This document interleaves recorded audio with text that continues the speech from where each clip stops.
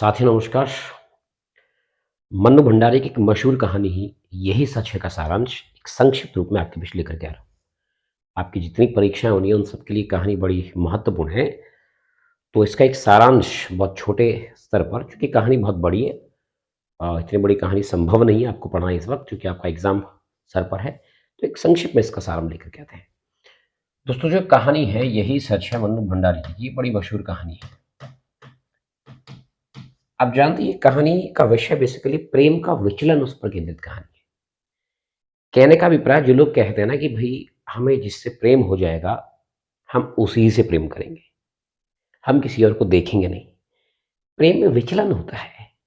हो सकता है कि अभी आप इससे प्रेम करो, कभी आपको किसी और से प्रेम हो जाए। इस प्रकार की घटनाएँ मन्नू भंडारी खुद कहती है, जो लोग ऐसा कहते हैं, वो एकदम झूठे होते हैं। और ख़ास तौर पर स्त्री के संदर्भ में मन्नू भंडारी कह रही है ऐसा, कि नारियाँ तो ऐसा बिल्कुल नहीं होती है। मन्नू भंडारी लिख रही है। उन्होंने क्या दिखा रखा है, यही सच है कहानी में। इसकी शुरुआत होती है कहानी के पटना से।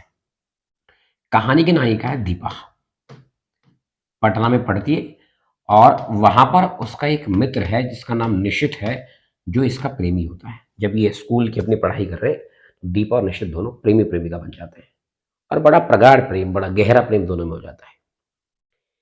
दीपा को लगता है कि निशित ही दुनिया का वो शख्स है, वो व्यक्ति है जो मुझे दुनिया की सारी खुशियां दे सकता है। ऐसा जो जब आदमी परिपक्व नहीं होता ना प्रेम में, तो उसको ऐसे ही लगता है। देखिए, मेरे हिसाब से आपका 20 वर्ष से 25 वर्ष के बीच का प्रेम ऐसे ही आपको लगता है। हर प्रेमी को लगता है कि मेरी प्रेमिका से खूबसूरत दुनिया में कोई प्रेमिका ही नहीं है। हर प्रेमिका को लगता है कि मेरा जो प्रेमी है सबसे विद्वान भी है, इससे बढ़िया कोई है ही नहीं। ये तो एक यूनिक पीस है, ब्रह्मांड का एक ही व्यक्ति है जो मुझे मिला है। हर आदमी को ऐसा लगता है। लेकिन जब आप मैच्योर हो जाते हो, परिपक्व हो जाते हैं, तो आपको अपनी प्रेमिका और प्रेमी में खामियां भी नजर आती है और उनको दूर करने के रास्ते भी नजर आते हैं। तो दीपा और निश्चित इसी प्रकार के प्रेमी हैं। बड़ा शानदार प्रेम दोनों एक दूसरे करते हैं। लेकिन आगे की पढ़ाई के लिए जो निश्चित है वो बंगाल शिफ्ट हो जाता है, जहां पर इसकी नौकरी भी लग जाती है।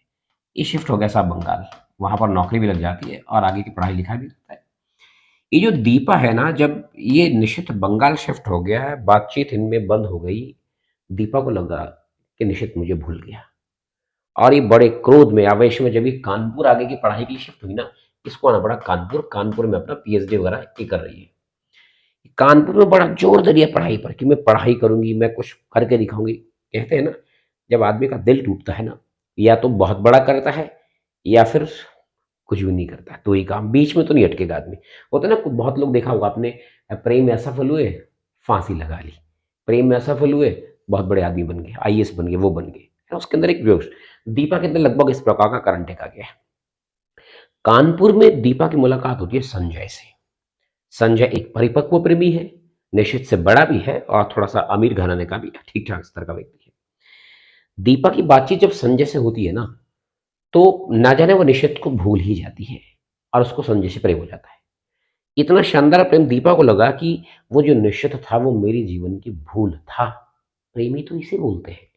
देखिए संजय कितना अच्छा प्रेमी है, कितना केयर मेरी करता है। दीपा को इस कहानी में दिखा रखा है कि रजनीगंधा के फूल बेहद पसंद है। जैसे ही संजय को पता लगता है और शाम शाम को पहुंच जाता है रजनीगंधा के फूल लेकर के, अपनी प्रेमिका के फूलदान में डाल देता है। दीपा बड़ी प्रभावित है, उसको घुमाता भी है, उसके साथ बैठता भी है, बातचीत भी करता है। और एक दीपा को लगा कि ये है प्रेम। वो निशित को भूली गई। उसने लगा निशित क्या प्रेमी निशित था, प्रेमी से बोलते हैं। और दीपा बहुत खुश। अब देखो, कहीं ना कहीं होता क्या है ना, जब आपको कोई नया प्रेमी मिल जाता है, जब आपको उस पर विश्वास हो जाता है, तो अपनी अतीत काल की घटनाएं उसको बता देते हैं। दीपा ने वही किया, बता दिया, ठीक है पुरानी मेरी बात थी, इस प्रकार का अतीत था, निशित नाम का एक व्यक्ति था, वो भूल थी, वो प्रेम नहीं था। भूल थी, वो मजाक किया था, मैंने प्रेम थोड़ा ना किया था। बाद में सब ऐसे ही बोलते हैं कि मैंने मजाक किया, प्रेम थोड़ा ना किया। संजय परिपक्व से कोई फर्क नहीं पड़ता है। उसने कहा ठीक है, कोई दिक्कत नहीं, सब खुश है। लेकिन दुर्भाग्य इस बात का है, दीपा का एक इंटरव्यू होना है बंगाल में। जैसे इसने अपना कॉल लेटर देखा बंगाल का, तो ये अपने जो इसका नया प्रेमी बना है कानपुर में, संजय नाम का, इस संजय को बोलती है क्या तुम मेरे साथ बंगाल नहीं चलोगे। संजय ने वैसे ही मजाक में कह दिया, बंगाल आकर के मैं क्या करूंगा, है ना तुम्हारा पुराना प्रेमी निशित वहां पर, उसे जाके मिल लो। दीपा कहती है तुम भी ना संजय, हर बार मजाक करते रहते हो। निशित को मैं भूल चुकी हूँ। निशित पता नहीं कहाँ होगा, कौन निशित मैं नहीं जानती। तो वही इस कहानी में दिखा रहा था, संजय की एक मित्र होती है ईरा नाम की, जो कि बंगाल में ऑलरेडी है। संजय कहता है ईरा तुम्हें लेने स्टेशन आ जाएगी, तुम उसके साथ रह लेना, मैं नहीं आ पा रहा हूँ, मेरे कुछ निजी काम है, तुम चली जाओ। दीपा जब बंगाल के लिए गाड़ी में बैठी तो उसके रास्ते में ना पूरे गाड़ी में ट्रेन में घूम रहा निशित। कहीं निशित वहां पर मिल तो नहीं जाएगा, और अगर मिल गया तो मैं उससे क्या बातचीत करूंगी, वगैरह वगैरह। अब कहीं ना कहीं दीपा के मन में द्वंद्व चल रहा है। दीपा एक मन चाहती है कि निश्चित मिल जाना चाहिए, मैं देखूं तो क्या कर रहा है, और कभी सोचती है नहीं मिलना चाहिए। तो बहरहाल स्टेशन से वो जो है ईरा के घर गई, और संयुक्त से दिखा रखा है कि निशित को भी पता है, ईरा चूंकि निशित को जानती है। कहानी में दिखा रखा है कि निशित ने पूरा प्रयास किया कि दीपा का जो इंटरव्यू होना है ना वो शानदार हो। उसने अपनी डिपार्टमेंट में जैक बुक लगा रखी है, क्योंकि ईरा और निशित भी एक दूसरे को जानते हैं, परिचित है। तो ईरा ने सारी बातचीत निशित को बता रखी होगी। इस बीच जब निशित को दीपा ने वहां पर देखा, बंगाल में जब उनकी मुलाकात हुई पहली मरतबा, जब एग्जाम सेंटर जहाँ पर उसका इंटरव्यू है उसको छोड़ने निशित जा रहा है टैक्सी में। दीपा और जो निशित है वो टैक्सी में बड़े दूर दूर बैठे हुए हैं। दीपा मनी में सोचती है ये मेरे निकट क्यों नहीं बैठ रहा है, मैं इसको पकड़ना चाहती हूँ, इस पर लिपटना चाहती हूँ। मतलब उसके अंदर वो खोया हुआ प्रेम जाग गया वापस। इसी लगा निशित तो इतना बढ़िया है, नौकरी करता है और इतनी केयर करता है। वेल निशित ने ऐसा कुछ भी नहीं किया। फाइनली जिस दिन दीपा को वापस कानपुर आना होता है, स्टेशन तक छोड़ने निशित आता है, और जब वो स्टेशन में गाड़ी में बैठ रही होती है ना, तो वैसे निशित उसका हाथ पकड़ लेता है, मतलब सी अप करने के लिए उसको वैसे हाथ पकड़ लेता है, उसको छोड़ दिया। गाड़ी निकली, जब तक गाड़ी से ओझल नहीं हुई दीपा तब तक उसको देखता रहा। फाइनली जब वो कानपुर पहुंच गए तो कानपुर पहुंच के दीपा ने चिट्ठी लिखी, पूरी भड़ास चिट्ठी बता दी कि मैं जानती हूँ तुम्हारा मौन प्रेम, तुम मुझसे अभी भी उतना ही प्रेम करते हो, मैं भी तुमसे प्रेम करती हूँ, मैं तुम्हारे साथ नई जिंदगी बिताने के लिए तैयार हूँ, शादी करते हैं, ये सब बातें। निशित ने लगभग 3-4 दिन के पश्चात एक पत्र लिखा, दीपा की वहाँ नौकरी लग गई है, और दीपा के लिए शुभकामनाएं दी, बधाई दी कि नौकरी की बहुत बहुत बधाई है दीपा, तुम्हारी नौकरी लग गई है। आगे की कोई बात निशित ने नहीं की। अब जब दीपा वो पत्र पढ़ रही है ना, तो उसको रोना आ गया कि मैं इसके प्रति इतनी सीरियस हो गई, ये तो इस बात को कर ही नहीं रहा है। उसने चिट्ठी फाड़ करके, तब तक संजय आ गया और संजय का आलिंगन कर लिया, उसके गले लिपट गई, है ना। वो कुछ और सोच रही थी, यानी वो दोराहे पर खड़ी थी। उसकी एक चॉइस संजय था, एक चॉइस निशित था। मंडू भंडारी लिखती है कि आमतौर पर ऐसा होता है, आदमी जब द्वंद्व पर खड़ा होता है ना, वो चाहता है बेहतर विकल्प चुनना, है ना, बेहतर विकल्प चुनना चाहता है। जैसे दीपा दोराहे पर खड़ी थी, संजय भी नहीं छोड़ सकती है, निशित को भी नहीं छोड़ सकती है। और अंत में हुआ क्या, विचलन दिखा रखा प्रेम का, कि जो दीपा का प्रेम है ना वो विचलित हो रहा है समय समय पर। अंत में उसने संजय को चुना, और इसी पर कहानी का अंत हो जाता है कि वो संजय के साथ आगे का जीवन यापन करेगी। तो कहने का मतलब मंडू भंडारी कहना चाहती है, जो लड़कियां जो स्त्रियां ये कहती है कि प्रेम विचलित नहीं होता है, वो गलत है।